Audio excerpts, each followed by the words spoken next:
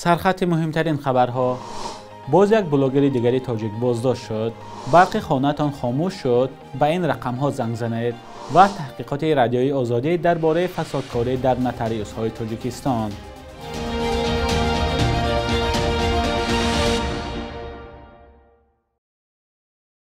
درود بینندگان عزیز، برنامه نوید بامدادی است با آخرین خبرهای تاجیکستان و جهان. امروز 18 ژانویه سال 2023 است.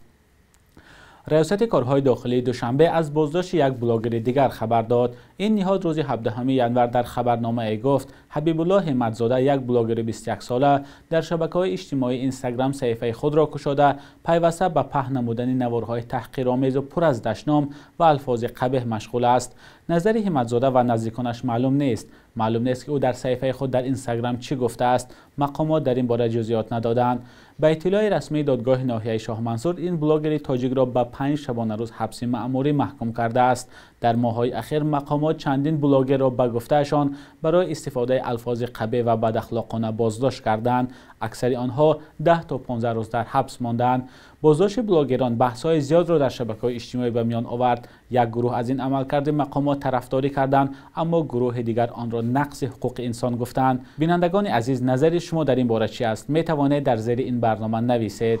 مقامات گفتند برای نظارت تامینات برق در کشور تلفن‌های باوری تأسیس دادند. جمعیت سهامی شبکه‌های تقسیمات برق در یک خبرنامه گفت تلفن‌های مذکور با مقصد کمک به اهالی بابت اعتمادناکی تامینات برق، مناسبت کارمندان ساحه تامینات برق با مشتریان و شفافیت کار تشکیل شدند. این رقم‌های باوری در حال فعال شدند که شکایت‌ها از خاموش شدن برق در کشور زیاد است. ساکنان میگویند در روزهای سردترین سال ساعت‌ها برقشان خاموش می‌شود و این حالت ساکنان به خصوص باشندگان بناهای بلند آشیانه را در حالت ناگوار می‌گذارد. هفته گذشته با شروع سردی‌های کم سابقه در کشور، مقامات از برداشته شدن لیمیت یا محدودیت برق خبر دادند. ازبکستان انتقال برق را به افغانستان از روز 15 ژانویه موقتا قطع کرد. در این باره تلویزیون تولونیوس خبر داد. صفی الله احمدزی، نماینده شرکت ملی برق افغانستان برشنا، گفته است با جانب ازبکستان درباره برقراری انتقال برق گفتگو دارند. 2 هفته پیش ازبکستان شرطنامه انتقال برق را به افغانستان تمدید کرد. بنابر این شرطنامه تاشکند در موسم زمستان به افغانستان باید 450 مگاوات نیروی برق فرستد. ساکنان شهر کابل افغانستان از کمبود برق رنج میکشند. در ازبکستان نیز در پی سردی‌های کم سابقه کمبود انرژی مشاهده می شود. همه ساله در تاجیکستان بیشتر از 5 میلیون عملیات نتریالی انجام داده می شود. به رسمیات در آوردن خرید و فروش منزل، ماشین، اجازه به خارج بردن کودکان نابالغ، تصدیق ترجمه ها، تقسیم میراث و رسمیات دیگر در نتاریوس ها با پرداخت مبلغ انجام می شود. تحقیقات ژورنالیستی ثابت کرد که نتاریوس های دولتی در تاجیکستان برای انجام دادن عملیات نتریالی از کار افتاده ها بیشتر از حجم معین شده باج دولتی مبلغ می گیرند. در این باره قبل از برنامه صحبت داشتم با همکارم یعقوب حلیموف و نخست از او درباره جزئیات بیشتری تحقیقات ژورنالیستی پرسیدم. میدونید همه این کار از شبهه شروع شد. یعنی وقتی من شخصا کار افتاده شدم با نتاریوس های دولتی در تاجیکستان، به ویژه در شهر دوشنبه، با رفتار اونها، با فعالیت اونها با شبهه نظر کردم. وقتی که در عوض مبلغ گرفتهشان رسید نمیدادند و نمیگفتند که برای چی یک عملیات نتریالی فرض مثال 200 سومانی یا 300 سومانی یا 1000 سومانی انجام می شود، برای این حسابات نمیدادند، من در مورد این شبهه کردم و رفتم به سراغ قانون جمهوری تاجیکستان درباره فعالیت نتریاتی در تاجیکستان. خلاصه در این قانون این نکته ها ذکر شده است. اونجا به طور مشخص در داخل قانون گفته شده است که مبلغ هایی که شهروندان برای انجام این و یا آن عملیات نتریالی میپردازند باید در بانک صورت گیرد و حجتی که بانک میدهد، یعنی همون رسیدی که بانک میدهد، آورده به نتاریوس دولتی پیشنهاد کنند و نتاریوس دولتی بعدا عملیات نتریالی را انجام دهد. بعد این اونجا باج دولتی نشان داده شده است. در داخل خود دالان های نتاریوس های دولتی حجم عملیات نتریالی نشان داده شده است. در آویزه ها هرچند که بسیاری از کارافتاده‌ها به این چیز دقت نمی‌دهند، توجه نمی‌کنند، در داخل دالان‌ها حداقل در شهر دوشنبه حجم باج دولتی و ارزش عملیات نتریلی نشان داده شده است. از روی همین من معین کردم که در آویزه‌ها و در قانون یک گپ است، یک معیار است، در عمل در داخل خود نتریس‌های دولتی کاملا گپی دیگر است، رفتاری دیگر است. سوال دیگرم از یعقوب حلیموف این بود که وضع واقعی در داخل نتریوس‌ها چگونه است؟ واقعیت این بود که شروع از سال 2018 یعنی آمارهای دقیق از سال 2018 که از جانب وزارت عدلیه نشر شده هستند به ژورنالیست‌ها پیشنهاد می‌شوند هر 6 ماه و جمع‌بستی در ماه ینوری هر سال، در ابتدای هر سال. در این آمارها آمده است که همه ساله از همین 2018 به این طرف بیشتر از 500,000 عملیات صورت میگیرد. سال 2018 فرض کردیم 550 چند هزار است، سال 2019 از اون زیادتر، 2020 از سبب پاندمی کرونا ویروس کمتر است، 2021 یک باره به بیشتر از 650,000 میرسد و هر سال این دینامیکا در حال افزایش است، این آمار در حال افزایش است، زیاد شدن میگیرد.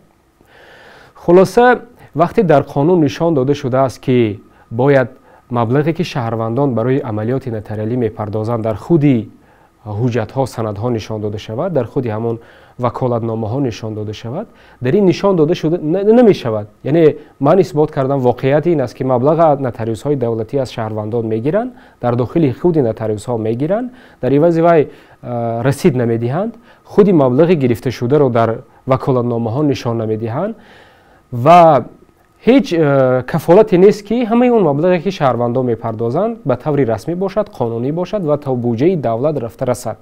هیچ کفالتی نیست. واقعیت همین است.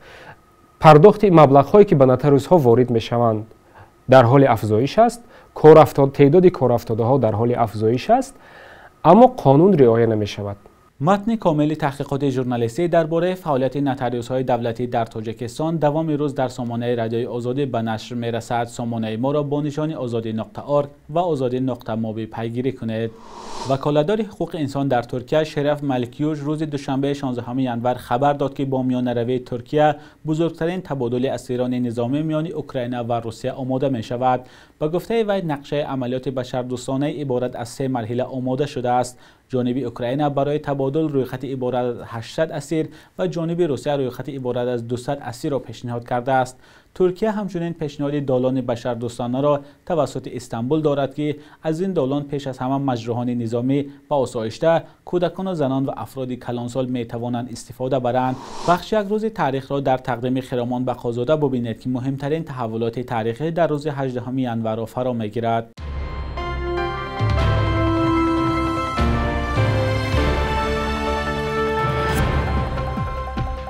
400 نفری که برای شرکت در جنگ‌های داخلی تاجیکستان از طرف حکومت و مخالفان زندانی شدند، در نامه به عنوان سازمان ملل متحد و دیگر تشکیلات حامی حقوق انسان ینور سال 2008 خواستار توجه به سرنوشت خود شدند. سابق شرکتداران جنگ شهروندی تاجیکستان در نامه خود از وضع بد نگهداشت در زندان، شکنجه و اذیتشان شکایت کرده، خواستار بازبینی حکم زندان آنها و عفوشان شدند. بعد جنگ 5 ساله سالهای 90 تاجیکستان صدها رزمنده به حبس محکوم شده، بسیاری ها در زندان جان دادند. ینور سال 2009 مقامات قرقیزستان گفتند از 25,000 شهروندی نو قرقیزتبار این کشور 80% از تاجیکستان رفتند. نفران در تخمیناً 20 سال اول بعد پاشخوری اتحاد شوروی از منطقه های قرقیزنشینی مثل ناحیه های مرغاب و جرگتال یا لخشی تاجیکستان کوچیدند. حکومت قرقیزستان همسان با قزاقستان و روسیه توسط برنامه ویژه‌ای که هدفش افزایش اهالی است از قرقیزتبارهای جهان دعوت کرد که شهروندی این کشور را قبول کنند. 18 ینور سال 2014 فرهاد مومینوف اولین کوهنورد تاجیک بود که قله بلندترین قاره افریقا کلیمانجارو را فتح کرد. کلیمانجارو در شمال و شرق کشور تانزانیا واقع است و بلندی آن 5895 متر را تشکیل می دهد. مومینوف را از کوهنوردان بسیار فعال تاجیک می نامند. شبانه روز گذشته قرب دلار آمریکایی و روبل روسیه در برابر پول ملی سامانی تقریباً به تغییر بود. صبح امروز در بانک‌های تجارتی تاجیکستان 100 دلار آمریکایی از 1018 تا 1023 سامانی ارزش دارد. 1000 روبل روسی باشد به 148 سامانی برابر است. قرب رسمی بانک ملی تاجیکستان برای امروز چنین تعیین شده است.